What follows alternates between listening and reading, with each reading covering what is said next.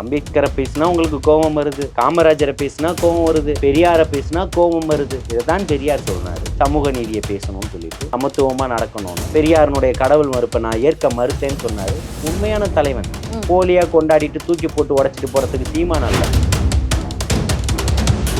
அவருக்கு இப்படி ஆயிடுச்சு, இப்படி பண்ணிட்டாங்க, அப்படி பண்ணிட்டாங்கன்னு சொம்பு அண்டா குண்டா பேசுறதையெல்லாம் எடுத்துக்கிட்டு பேச முடியாது. சரி, சொம்பு அண்டா குண்டாவே இருக்கட்டுமே. 234 தொகுதியிலையும் எல்லாத்துலயுமே ஆள் போட்டாச்சு, இன்னும் ஏன் டிவிக்கில போடல அப்படிங்கிற ஒரு கேள்வி கேட்கறாங்க. அதை நீங்க என்ன சொல்ல போறீங்க?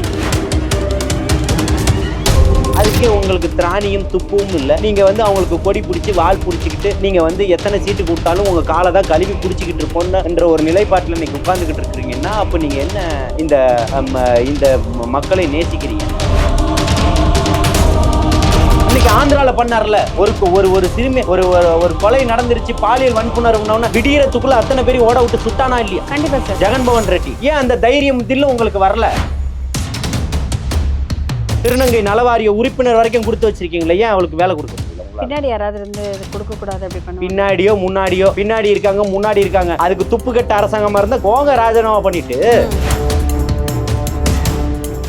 இருக்கக்கூடிய ஒட்டுமொத்த அரசியல் நீங்கள் கட்டமைச்சிங்களா? அவங்களுக்கு அரசியல் தெரியுமா? அட படுபாவிகளா, அவர்களுக்கு அரசியல் தெரியாம வச்சிருந்ததே நீங்க தானே.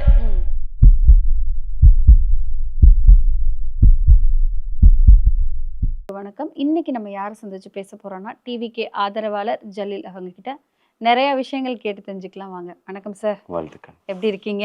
நலமா இருக்கேன். ஸோ நிறைய தகவல்கள், நிறைய விஷயங்கள் வெளியே பேசப்படுகிறது.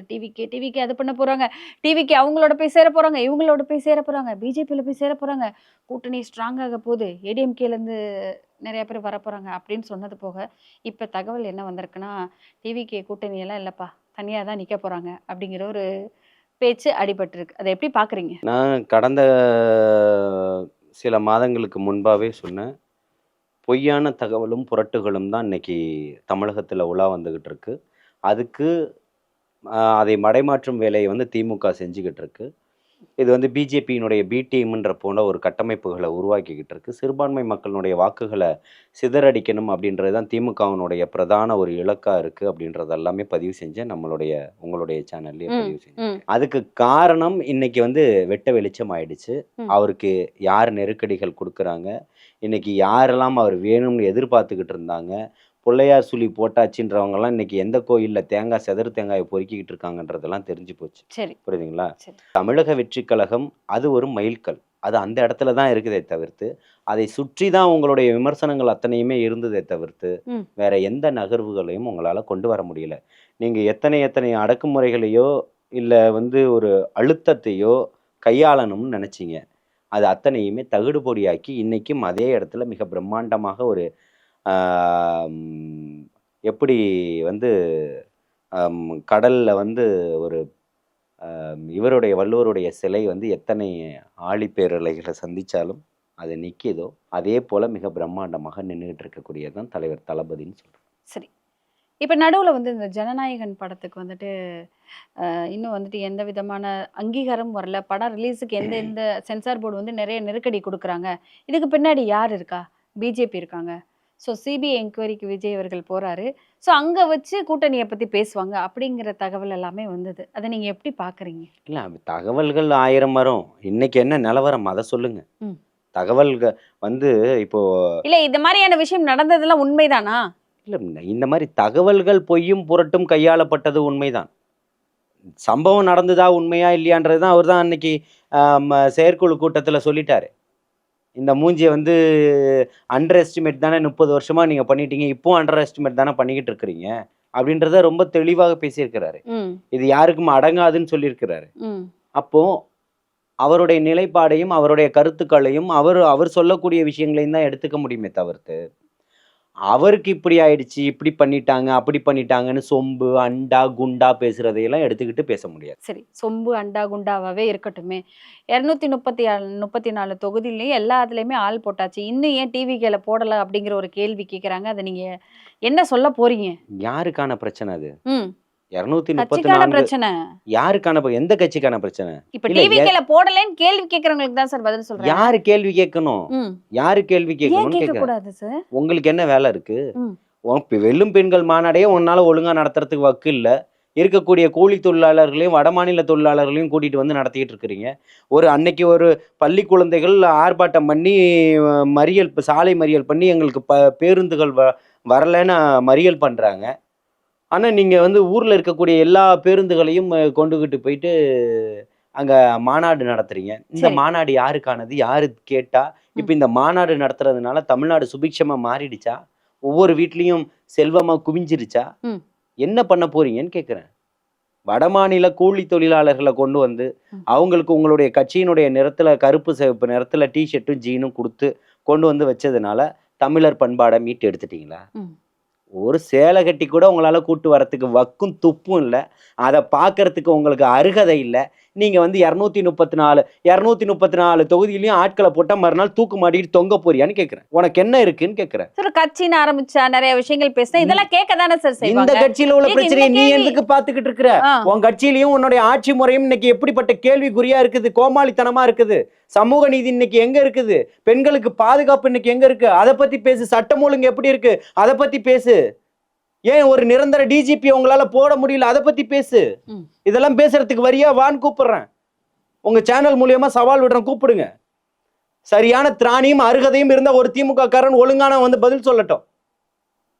அதை சொல்றதுக்கு வக்கே கிடையாது. நீ வந்து ஆட்சியும் அதிகாரத்தையும் பத்தி பேசிக்கிட்டு இருக்க. தமிழக வெற்றி கழகத்துல நான் என்ன கேட்கிறேன், 234 தொகுதியும் போட்டாச்சு. நீ என்ன பண்ண போற? தமிழக வெற்றி கழகத்துல வந்து சேர இருங்க, போறியா? இருங்க, உங்க கோபத்துல இன்னொரு கேள்வியும் கேட்கிறேன். கோபம் இல்லை இருங்க இது. சார் கேட்டுக்கிறேன். 234 தொகுதியில நிக்கிற வேட்பாளரோட முகம் வந்து தெரிந்த முகமாக இருக்கணும். ம். அந்த மாதிரி தெரிந்த முகம் உள்ள ஆளை அவங்கனால போட முடியுமா? யாரால? போட்டுருவாங்களா? டிவிக்கு வேலை போட்டுருவாங்களா? 234 தொகுதியிலையும் வந்த சாராயத்துல வித்து 10 ரூபா பாட்டிலுக்கு அதிகமா வாங்கக்கூடிய முகம் எங்கள்கிட்ட இல்ல. ம். ஆத்தையும் மணலையும் கொள்ளையடிச்சு வித்த முகம் எங்கள்கிட்ட இல்ல. ம். கனிம வளங்களை கொள்ளையடிச்சு இருக்கக்கூடிய அத்தனையை இப்ப இங்க இருக்கக்கூடிய மலையும் வளங்களையும் கொள்ளையடிச்சு பக்கத்து மாநிலங்களுக்கு கொண்டு போய் சேர்க்கக்கூடிய முகம் எங்கள்கிட்ட இல்ல. சரி. என்ன, மாநகராட்சியில ஊழல் செஞ்சு 1000 கோடி கொள்ளடிக்கக்கூடிய முகம் எங்கள்கிட்ட இல்ல. ம். மருத்துவத்துறையில ஊழல் செஞ்சுக்கிட்டு இருக்கக்கூடிய முகம் எங்கள்கிட்ட இல்ல. வேற என்ன வேணும் உங்களுக்கு? இந்த மாதிரி முகங்கள் எங்கள்கிட்ட இல்ல. அது ஒத்துக்கிறோம். ம்.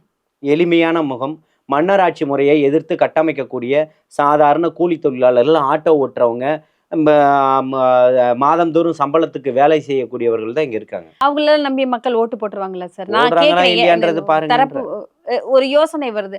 மக்கள் அவங்களால நம்பி ஓட்டு போட்டுருவாங்களா? தலைவர் தளபதியை நம்பி, தலைவர் தளபதி கட்டமைக்கக்கூடியவர்களை நம்பி ம்.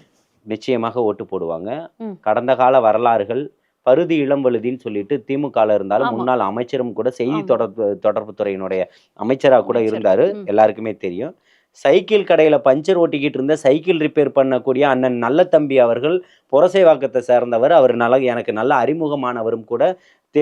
தேசிய திராவிட முற்போக்கு கழகத்தினுடைய விஜயகாந்த் அவர்களுடைய கட்சியில நின்று பல கோடிகளை பருதி இளம்பழுதி செலவு பண்ணாலும் அவர்கிட்ட நல்ல தம்பி கிட்ட தோத்து போனாருன்றதுதான் வரலாறு. வேற என்ன வேணும் வரலாறு? இதுக்கு மேல வரலாறுகள் வேணுமா? அப்பாவும் எம்எல்ஏவா இருக்கிறாரு. அவர் சுயேட்சையா இருக்கும்போது அதிமுகவும் திமுகவும் அந்த ஊர்ல தோத்து போனது தானே வரலாறு. கண்டிப்பா. வரலாறுகளை மறைக்க முடியாது சார். அப்புறம் நீங்க அழிக்கவும் முடியாது. சாராயத்தையும் சாப்பாட்டையும் காசையும் கொண்டு வந்து கொடுத்து நீங்க இன்னைக்கு வரலாறுகளை மாத்தி அமைச்சிடலாம்னா எப்படி மாத்தி அமைக்க முடியும்? வரலாறு திரும்புகிறதுன்னு தான் சொல்லியாச்சு. எதை நோக்கி ஜல்லிக்கட்டுக்கு திரும்புகிறது? அப்புறம் வரலாறு எதை நோக்கி திரும்புகிறது? வரலாறு எல்லாத்தையும் நோக்கி, கலாச்சாரம், பண்பாடு, இலக்கியம், மொழி, இனம், ஒற்றுமை அத்தனையும் நோக்கி இன்னைக்கு திரும்பிக்கிட்டு இருக்கு. 2017 குறிப்பா ஜல்லிக்கட்டுக்கு அப்புறம் நல்லா யோசிச்சு பாருங்க. விவசாயத்தை நோக்கி ஜல்லிக்கட்டுல எத்தனை இளைஞர்கள் பேசணுமோ, எத்தனை இளைஞர்களுக்கு மைக்கில் வாய்ப்பு கொடுத்தோமோ, அத்தனை பேரும் எவ்வளோ பேர் தான் செஞ்சுக்கிட்டு இருந்தக்கூடிய வேலைகளை விட்டுட்டு விவசாயத்தின் பக்கம் திரும்பினாங்கன்றதெல்லாம் வரலாறு. உண்மையா இல்லையா? உண்மைதான் சார். விவசாயம் இல்லாம எப்படி சாப்பிடுறது? எப்படி விவசாயம் இல்லாமல் சாப்பிடுவதுன்றது கேள்வி எழும்பும் போது தானே ஒரு விவசாயியா மாறினது அந்த ஜல்லிக்கட்டு போராட்டத்துல. கண்டிப்பா. எத்தனை பேர் இருக்காங்க பாத்தீங்கல்ல? விவசாயத்தினுடைய அருமை எத்தனை பேர் பேசப்பட்டது. அப்பேற்பட்ட காலகட்டத்திலிருந்து அன்னைக்கு திரும்ப ஆரம்பிச்சிருச்சு. இன்னைக்கு தலைவர் தளபதி அவர்களுடைய வருகைக்கு அப்புறம் மொத்தமாக திரும்பிடுச்சு. இன்னைக்கு காசு வாங்கக்கூடாதுன்றதுல அவன் குறிக்கோளோட இருக்கான். எத்தனை ஆதாரங்கள் வேணும்? இந்த ஆட்சிக்கு எதிரா இல்ல, இந்த ஆட்சிக்கு எதிராக பேசக்கூடிய கட்டமைப்புகளும் நீங்க என்னன்னாலும் எங்களுடைய நிலை நாங்க காசு வாங்குறோம். ஆனா வரக்கூடியதுல தம்பி தான் வரணும், அண்ணன் தான் வரணும், எங்க மாமா தான் வரணும்ன்றதுதான் இன்னைக்கு வந்து பதிவா இருக்கு. அவங்க கொடுக்கறத வாங்கிக்கிறோம், ஆனா எங்க வீட்டு விஜயனாவுக்கு தான் அப்படிங்கிறீங்க. நிச்சயமா அந்த மாதிரி ரொம்ப தெளிவான ஒரு முடிவு எடுக்கக்கூடிய இடத்துல தான் இன்னைக்கு மக்கள் இருக்கா. பெண்களுக்கு இன்னைக்கு பாதுகாப்பு இருக்கா? 3 நாளைக்கு முன்னாடி சென்னையில என்ன சம்பவம் நடந்தது? இன்னைக்கு கூட்டு பாலியல் வன்புணர்வு பிரச்சனைகள் தமிழகத்துல இன்னைக்கு அதிகமா நடந்துகிட்டு இருக்கு. ஆனா கூட்டணியில இருக்கக்கூடிய ஜாம்பவான்கள் என்ன தெரியுமா பேசுவாங்க? எல்லா மாநிலத்திலும் இருக்கு, இங்க இல்ல. ஆனால் கூட்டு பாலியல் வன்புணர்வு பண்ணது திமுக காரணம்னு கேட்பான். இதை விட அவங்க அதாவது அவனும் என்னுடைய சகோதரன் நினைச்சு நான் வந்து ஒரு சில நேரங்கள்ல பெருமைப்பட்டுக்கிட்டு இருந்தேன். ஆனா கோவப்படக்கூடிய அளவுக்கு என்னை கொண்டு போறான். சரி, இங்கே கஞ்சா விற்கிறான், அவன் என்ன கேட்கறான்? கஞ்சா வித்தது திமுக காரணா? இங்க கொலை பண்றது திமுக காரணா? சட்டத்தையும் ஒழுங்கையும் பாதுகாக்க தவறிய இந்த அரசை விமர்சிக்காம நீ மூடிக்கிட்டு இருக்கன்னா உன்னுடைய மார்க்கம் அதான் சொல்லி கொடுத்துருக்கான்னு கேட்கிறேன். அப்ப திமுக காரன் பண்ணலன்னா அத்தனைக்கும் தீர்வை வந்து இப்ப திமுக காரன் எடுத்துக்கூடாது. திமுக காரன் உனக்கு எந்த எம்பியும் தரல, போய் காரி துப்பான் அவன் மூஞ்சில. எத்தனை அமைச்சர் கொடுத்தான் போய் கேள, எத்தனை எம்எல்ஏ கொடுத்தான் போய் கேள, அவனுடைய கட்சியில எத்தனை மாவட்ட செயலாளர்கள், பகுதி செயலாளர்கள், நகர செயலாளர், கிளை செயலாளர்கள் இருக்காங்க, தலைமை கழகத்தினுடைய நிர்வாகிகளா இருக்காங்கன்னு கேள. அதுக்கே உங்களுக்கு திராணியும் துப்பும் இல்லை. நீங்க வந்து அவங்களுக்கு கொடி பிடிச்சி வால் பிடிச்சிக்கிட்டு நீங்க வந்து எத்தனை சீட்டு கொடுத்தாலும் உங்க காலை தான் கழுவி குடிச்சிக்கிட்டு இருப்போன்னு என்ற ஒரு நிலைப்பாட்டில் இன்னைக்கு உட்கார்ந்துக்கிட்டு இருக்கிறீங்கன்னா அப்ப நீங்க என்ன இந்த மக்களை நேசிக்கிறீங்கன்னு நான் கேட்கிறேன். அப்ப நீ என்ன அவன் ஊழல் செஞ்சாலும் அவனுக்கு நீ அடிமையா இருக்கிறதுன்னு முடிவு பண்ணிட்ட. மக்கள் முடிவு பண்ணிட்டாங்க, கட்சிக்காரங்க முடிவு பண்ணிட்டீங்க. கட்சிக்காரங்க ஊழலுக்கு எதிரான கட்சி தானே, போதைக்கு எதிரான கட்சி தானே, மகளிரை பாதுகாக்கக்கூடிய கட்சி தானே விடுதலை சிறுத்தைகள். வாங்க வெளில வாங்க, நீங்க எங்கன்னா இல்லைங்க. அதுக்கப்புறம் உள்ள பிரச்சனை காங்கிரஸுடைய நிலைப்பாடுகள் வர மாட்டோம்னு சொல்லிட்டாங்களே சார். அதான் சொல்றேன், நான் படுத்தே விட்டான ஐயான்ற கதையில நீங்க படுத்துட்டீங்க. கூட்டணியில இருந்தாலும் எதை தட்டி கேட்கணுமோ அதை என்னத்தை கேட்டீங்க சொல்லுங்க, என்னத்தை கேட்டீங்க சொல்லுங்க. வேங்கையல் வயல் பிரச்சனையில என்ன பண்ணீங்க? விசிக கேட்டாங்களே சார், நிறைய விஷயங்கள் கேட்டாங்க. என்ன கேட்டாங்க? முன்னாடி வந்து நின்னாங்க, அங்க போய் கூட போராடுனாங்க. என்ன கேட்டாங்கன்னா என்ன கேட்டாங்க? 10 சீட்டுக்கு இல்லாம நாங்க இருக்க மாட்டோம். 10 சீட்டை வாங்கி நீங்க என்ன பண்ண போறீங்க? 10 சீட்டு கேட்டா கொடுத்துருவாங்க. யாருக்கு கொடுத்துருவாங்க? மக்களுக்கு எந்த பிரயோஜனம்? ஒத்த சீட்டை வச்சுக்கிட்டு வேல்முருகன் கேட்டார்ல, போன சட்டமன்றத்துல ஒரே ஒரு தொகுதிக்கு ஒரே ஒரு 2 சீட்டு வாங்கி 1 சீட்டை ஜெயிச்சார்ல அன்சாரி, அந்த மக்களுக்காக பேசினார்ல. அந்த மாதிரி இந்த இவங்களை பேச சொல்லுங்க. 2 சீட்டு வச்சிருக்கிறாருல அண்ணன் ஜவாஹர்லா, போதைக்கு எதிரான கட்சி தானே. இன்னைக்கு நீங்க தானே சாராயத்தை வித்துக்கிட்டு இருக்கக்கூடிய கட்சியில கூட்டணியில இருக்கீங்க. இப்ப கேளுங்க, ரோசம் வேணும். இல்ல ஏன் கேட்காம இருக்காங்கன்னு நினைக்கிறீங்க? யாரு கொள்கையை வித்தா வேற எப்படி கேட்க முடியும்? கொள்கையோட நில்லுங்க, கேட்க முடியும். என்னவா இருந்தாலும் தப்பு சரின்னு தெரியும்ல சார். இது தப்பு, இது சரின்னு தெரிஞ்சா அது தப்புனா கேட்க வேண்டியதானே. யாரா இருந்தாலும் கேட்கலாம். முடிச்சிருக்கீங்களா, டாக்டரேட் ஆச்சு. நீங்க ஒரு வாத்தியாரும் கூட உங்க பயிலகத்துல பயின்ற மாணவன் தான் நான் கேட்கிறேன், பதில் சொல்லுங்க. சொல்லணுமா இல்லையா? கண்டிப்பா. அப்ப எதுக்கு இன்னைக்கு அங்க நிக்கிறீங்க? உங்களுடைய கொள்கை கோட்பாடு என்ன? உங்களுடைய கொள்கையும் கோட்பாடும் படிச்ச மாணவர் தான் நீங்க. உங்களுக்கே இத்தனை தவறுகள் இருக்கு அப்படின்னு தெரியும் போது ஏன் அவங்களுக்கு தெரியல? அதுதான் ஆட்சியும் அதிகாரமும் உங்களுடைய கண்களுக்கு மறைக்குதான்னு கேட்கிறேன். இந்த சமுதாயத்துக்காக என்ன சொல்லி கட்சி ஆரம்பிச்சீங்க? திமுகவை எதிர்த்து தானே கட்சி ஆரம்பிச்சீங்க. அப்ப வெளியில வந்திருக்கணுமா இல்லையா? முதல்ல திமுக சின்னத்திலே நீங்க நின்றுக்க கூடாது. மனிதநேய மக்கள் கட்சியினுடைய கொள்கை என்ன? திமுக சின்னத்தில் நிற்பதா? 1 சீட்டு 2 சீட்டுக்கு விலை போவதா? இல்லையே. ஆனா அண்ணன் போயிட்டீங்களே. அப்போ வந்து வலியும் வேதனையும் இருக்க தானே செய்யும். கண்டிப்பா. சோ அப்ப நீங்க சொல்றத பார்த்தா 2026ல திமுக வர்றதுக்கு வாய்ப்பே இல்ல. எது எப்படி வரும் அதை சொல்லுங்க. ஒரு நந்தனத்துல ஒரு கல்லூரியில ஒரு கேண்டீன் நடத்திட்டு இருக்கிறீங்க, பெண்களுக்கு தொடர்ச்சியா பாதுகாப்புன்னு சொல்லிக்கிட்டு இருக்கிறீங்க. ஆனா அங்க என்ன சம்பவம் நடந்தது? அந்த ஒரு சின்ன வயசுக்கார ஒரு தங்கச்சி. இல்ல அதுக்கும் காரணம் திமுக தானா? இல்ல நான் என்ன பாதுகாப்பு இங்க ஏன் தண்டனைகள் ஏன் உறுதி செய்யப்பட முடியல? ஒருத்தனை நடு ரோட்ல ஓட விட்டு அடிச்சு கொன்னீங்கன்னா இத்தனை இது வருமா? கண்டிப்பா. அன்னைக்கு ஆந்திரால பண்ணார்ல, ஒரு சிறுமி ஒரு கொலை நடந்துருச்சு, பாலியல் வன்புணர்வுனா விடியறதுக்குள்ள அத்தனை பேரையும் ஓட விட்டு சுட்டானா இல்லையா? கண்டிப்பா சார். ஜெகன்மோகன் ரெட்டி. ஏன் அந்த தைரியம் தில்லும் உங்களுக்கு வரல? தொடர்ச்சியான குழந்தைகள் கடத்தல்ல ஈடுபட்டுக்கிட்டு இருக்கும்போது சைலேந்தர் பாபு வந்து கோவை மாநகரத்தினுடைய கமிஷனரா இருக்கும்போது மறுநாள் ஓட விட்டு சுட்டாரா இல்லையா? சுட்டாரு. அதுக்கப்புறம் அதுக்கு முன்னாடி எத்தனை குழந்தை கடத்தல் நடந்துகிட்டு இருக்கு. அண்ணா நகர் ரமேஷ்னு சொல்லக்கூடிய கிரைனைட் வியாபாரினுடைய குழந்தை வரைக்கும் கடத்தப்பட்டது வேலம்மாள் பள்ளியில படிக்க போகும்போது. ஆனா அதுல பெரிய அன்னைக்கு இருந்தக்கூடிய ஆளக்கூடியவர்களுக்கு தொடர்பு இருந்ததுன்னு அது வந்து கட்டமைப்புகள் அத்தனையுமே மாற்றப்பட்டது. வரலாறு தெரியாதவன்கிட்ட போய் நீங்க அத்தனையுமே பேசணும். நாங்க எல்லாத்தையுமே பார்த்துக்கிட்டு இருக்கோம், எல்லாத்துக்காகவும் போராடி இருக்கிறோம், களத்துல நின்று இருக்கோம், மக்கள் பிரச்சனையை பேசி இருக்கிறோம். அப்ப நாங்க இத்தனையுமே கேள்வி கேட்போம்ல. கேள்வி கேக்குறீங்க சார், நம்ம எடுத்து சொல்லிக்கிட்டே தான் இருக்கோம். இந்த 56 வயசு கிழவன் ஒரு கூட்டு பாலியல் வன்புணர்வு பண்றான். ஆமா. ஆனால் அந்த பொண்ணு தைரியமா இருந்ததுனால இன்னைக்கு வெளியில வந்து சொல்லிட்டா. என் தங்கச்சி எப்படி அண்ணா பல்கலைக்கழக மாணவி வெளியில வந்து சொன்னாலும் அதே மாதிரி இந்த தங்கச்சி வந்து வெளியில சொல்லிட்டா. இன்னைக்கு இன்னைக்கு அது சொல்ல அது நடக்கக்கூடிய அளவுக்கு இவ்வளோ சட்டங்கள் இருந்தும் அண்ணா பல்கலைக்கழகத்துல நடந்து ஒரு வருடங்கள் ஆகியும் இவ்வளோ நெருக்கடிகள் இருந்தும் ஒரு இடத்துல நடக்குதுன்னா ஏன் உங்களுக்கு அது தெரியல? ஏன் அந்த அச்ச உணர்வு அவர்களுக்கு ஏற்படல? எப்படி இதெல்லாம் நடக்குது? ஒரு இடம் இல்ல சார், நிறைய இடங்கள்ல நடந்துகிட்டு தான் இருக்குது. இது வெளியில வந்திருக்குது, அவ்வளவுதான். நீங்களே அதுதானே சொல்றீங்க, ஒரு பெண் நெறியாளர். நீங்க ஒரு பெண் நெறியாளர் தானே. இன்னைக்கு ராத்திரி ஏதாவது ஒரு பக்கம் நடுராத்திரி எல்லாம் வேணாம், ஒரு 8 மணிக்கு 9 மணிக்கு தனியா ஒரு இடத்துல நில்லுங்க, எதிர்க்க கேமராவை போடுங்க. இன்னைக்கு தமிழ்நாட்டினுடைய நிலை என்னன்னு சொல்லுங்க. மும்பையை தாண்டியில போய்கிட்டு இருக்கிறீங்க. அப்ப இதுக்கு காரணம் யாரு? நீங்களா? யாரை கட்டமைப்பீங்க? நீங்கன்னு சொல்ல போறீங்களா? நீங்க நிக்கக்கூடிய உங்களை தான் சொல்ல சமுதாயம் குற்றம் சொல்ல போதா? ஆளக்கூடிய ஆட்சி உங்களை தான் சொல்ல போதா?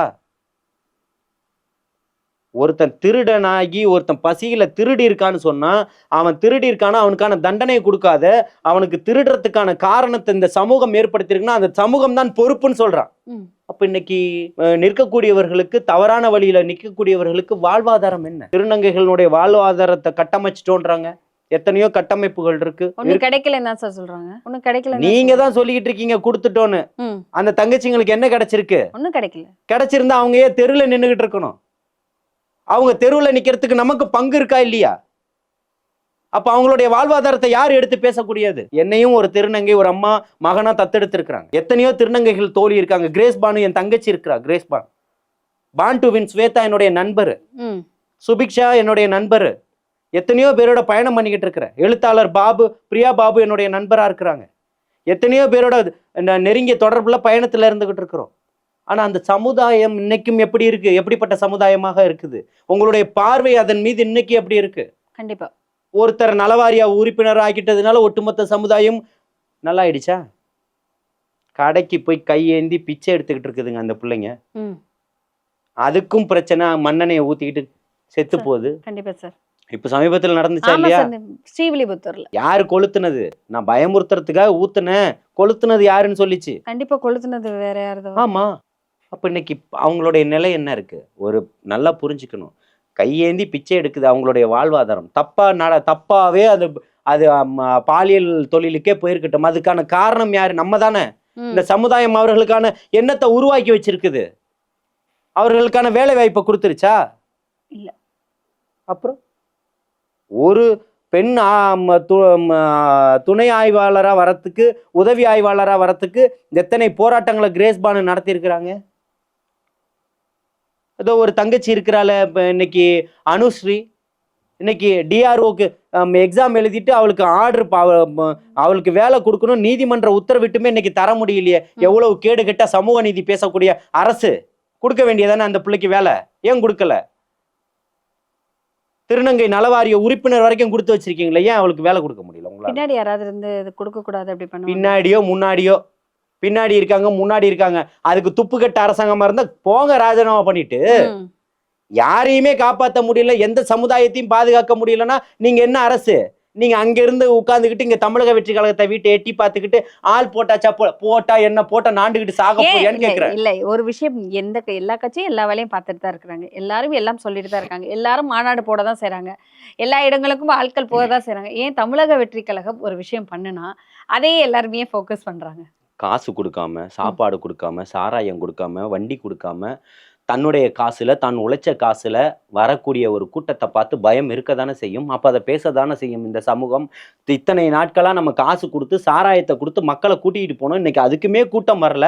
ம். ஆனால் தமிழக வெற்றிக் கழகம்னு பேர சொன்ன உடனே கூட்டம் கூட்டமா வந்து நிக்கிறான். போற வர மொத்த பேரும் விசில் அடிச்சுக்கிட்டு போறான். இதான் என்னுடைய சின்னன்னு சொல்லிக்கிட்டு இருக்கிறான். வீட்ல இருக்கக்கூடிய குழந்தை வரைக்கும் பெத்த தாய் தகப்பனை மிரட்டுது. அங்கிளுக்கு தான் ஓட்டு போடணும், விஜய் மாமாவுக்கு தான் ஓட்டு போடணும்னு. அப்ப இருக்கக்கூடிய பிள்ளைங்க ஓட்டு இருக்கிறவங்க இன்னைக்கு பெத்தவங்களை இன்னைக்கு கன்வின்ஸ் பண்ணிக்கிட்டு இருக்கிறாங்க. அவருக்கு தான் நீங்க ஓட்டு போடணும், காசு வாங்கினா கூட காசு வாங்கக்கூடாதுன்னு சொல்லக்கூடிய ஒரு சூழலை அரசியலை கட்டமைச்சு உருவாக்குனவர் அவர் தானே. எல்லார் வீட்லயும் ஹார்ட்லயும் இருக்கிறேன்னு அதுதானே சொல்றாரு. இன்னைக்கு இருக்கக்கூடிய ஒட்டுமொத்த அரசியல் நீங்கள் கட்டமைச்சிங்களா, அவங்களுக்கு அரசியல் தெரியுமா? அட படுபாவிகளா, அவர்களுக்கு அரசியல் தெரியாம வச்சிருந்ததே நீங்க தானே. சாராயத்தை கொடுத்து இன்னைக்கு அத்தனை பேரும் அரசியல் பேசுறாங்களே.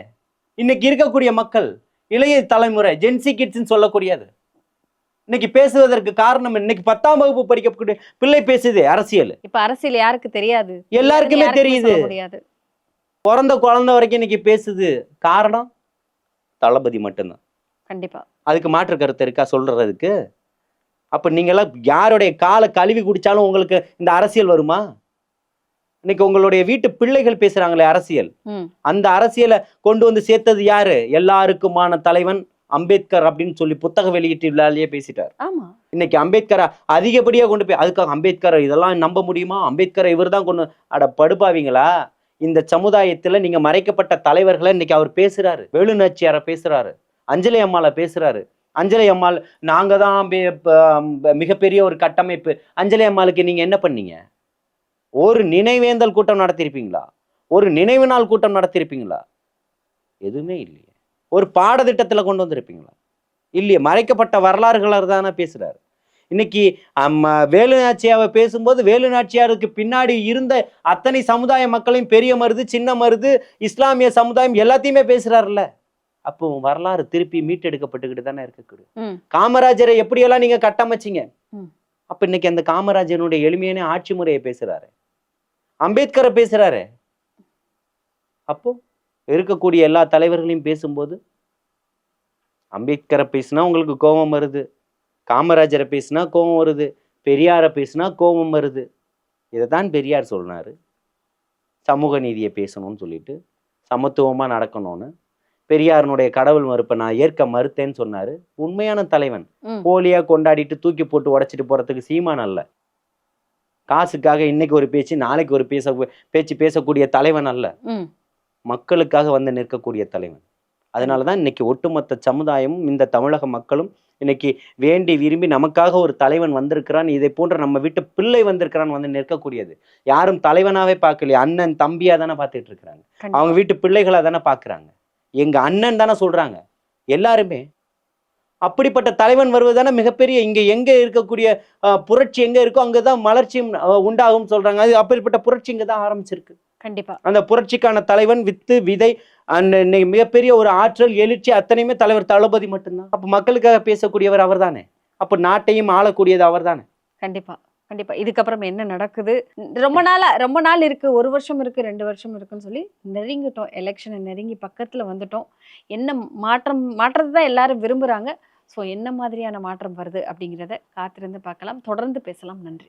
இன்னும் 100 நாட்கள் கூட இல்லை, கவுண்டிங் ஸ்டார்ட் ஆயிடுச்சு. ஒவ்வொரு நாளும் ஒவ்வொரு கவுண்ட்டு தான். அதனால் மிகப்பெரிய ஒரு வெற்றியும் மாற்றத்தையும் தமிழக மக்கள் எதிர்பார்த்துக்கிட்டு இருக்கிறாங்க.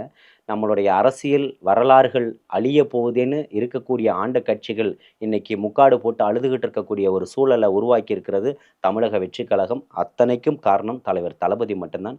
மிகப்பெரிய ஒரு மாற்றத்தையும் எழுச்சியும் 2026 தமிழக சட்டமன்ற தேர்தல் மிகப்பெரிய ஒரு வரலாற்று பதிவை படைக்கும். சென்ட் ஜார்ஜ் கோட்டையிலே தலைவர் தளபதி அவர்கள் கொடியேற்றுவார். அதில் மாற்று கருத்தே இல்லை.